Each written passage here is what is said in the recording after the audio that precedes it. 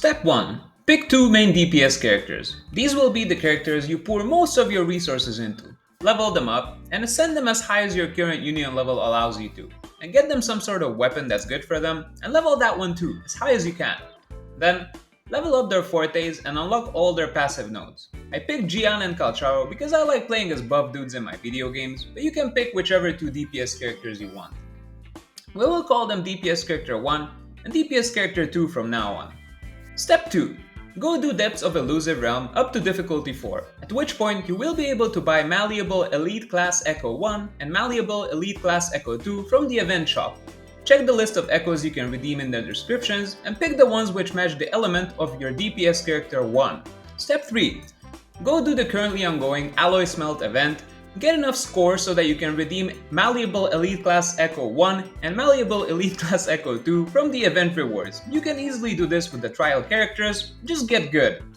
Check the list of echoes you can redeem in their descriptions and pick the ones which match the element of DPS character 2.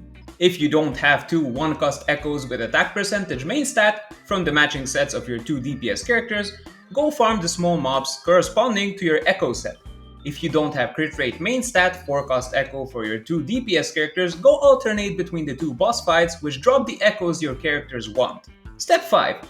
Level the echoes up and tune them and ignore the substats. If you got all HP and defense rolls, good, you can tank a few extra hits while you destroy your enemies. The primary reason I made this video is because this last week there has been a discussion going on which was sparked by Gachasmack's video about the 4-4-1-1-1 echo setup, which was then reacted to by Tenten, bringing out the math about why 4-3-3-1-1 is actually better.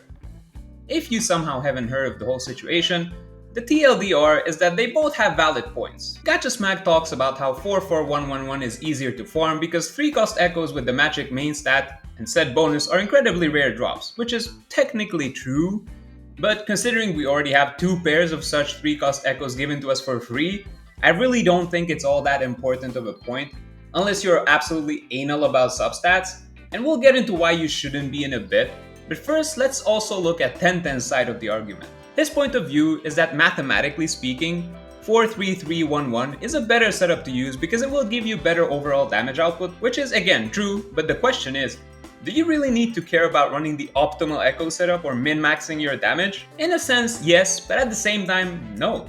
Obviously, getting better stats and higher DPS means that you can clear content faster, and it's an RPG after all, and a gacha at that. If your stats didn't make your job easier, whaling wouldn't give you a discernible advantage, and we all know that's not the case. That said, the baseline DPS required to clear the content that is tailored to your character level is actually way lower than what most people seem to think.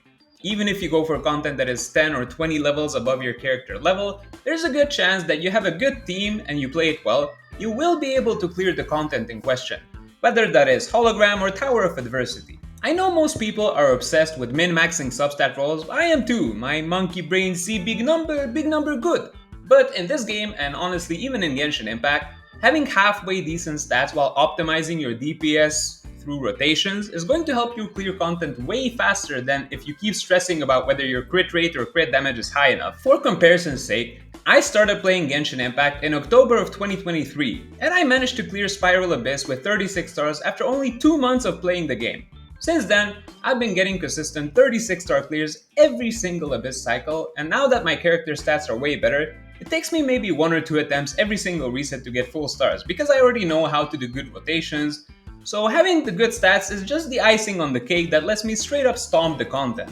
In Wuthering Waves, as long as you have the correct main stats on your echoes and actually level them up, tune them so you do get some sort of substat rolls, and make sure that at least your main DPS is fully leveled up with a fully leveled up weapon, you will be able to clear the current endgame content with a more than good enough score. Having 40% crit rate and maybe 170% or so crit damage is super easy to achieve even if you have the worst luck in the history of gacha substat rolls, and is 100% enough to get decent clears in Tower of Adversity Hazard Zone floors, and also enough to clear any hologram boss fight up to difficulty 4, but even difficulty 5 if you play well. Hope you guys enjoyed this video and found it helpful. I'll be dropping a hologram boss guide next week, so stay tuned for that.